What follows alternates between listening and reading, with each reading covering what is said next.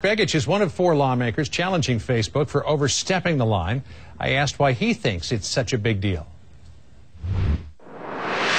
Well, I'll tell you, in Alaska, we have probably the strongest right to privacy. We actually have it embedded in our state constitution, which in Alaska, we're very libertarian about this. We don't want people prying into our private lives, as well as, in this case, our Facebook page without permission. So what is it then that you and your 3 other Senate colleagues are asking Facebook to do about this?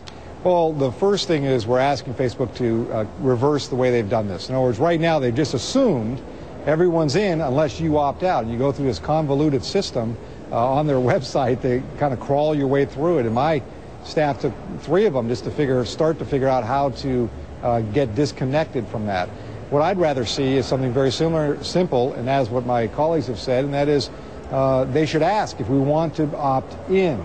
And we make that choice, yes or no, not that we're already assumed to be opted in. And in essence, leave the power into the consumer's hand, the individual who has set up their Facebook page and assume that their information would be private and contained within their page or who they have as their friend. Facebook's position on this is that they want to, quote, enhance the experience of the Facebook user. What do you say to that?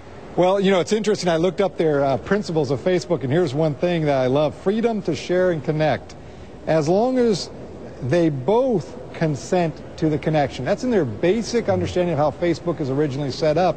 In their own policy, they kind of violated it to enhance maybe Facebook's corporate bottom line, which, again, I don't begrudge. It's probably what they see. But from the user standpoint, I'm not sure it enhances to get more advertisement from people they didn't add in as friends. Is this enhancing the Facebook user's experience, or is this enhancing Facebook's bottom line? I think it's enhancing Facebook's bottom line, and at the expense of the privacy of individuals who assumed their information would be private. And I think that's for Alaska's perspective, a real violation of what we believe in fundamentally, and that's the right to privacy and protection of our information. Now, if someone wants to include and have people access their information, let them make that decision. But Facebook just assumed with their 400+ million users that, hey, we're just going to add you in, and if you find your way through our maze to opt out, then you can opt out. But that's going to be very difficult for a lot of people to do. We've got a question for you on our Twitter page. This one comes from College Politico, who asks, how in the world is it the government's business what I and Facebook agree to about what information I make public about myself?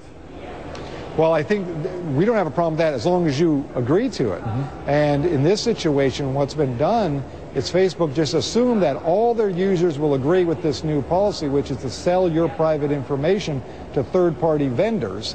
And I'm not sure people I know who have contacted my office have signed up for that kind of transfer of information, private information to third-party vendors. So I understand what the gentleman's saying, but the bottom line is I'm not sure that that's what people signed up to do. Well, we'll keep watching this one. Senator Mark Begich, good to talk to you today. Thanks for joining us. Thank you very much.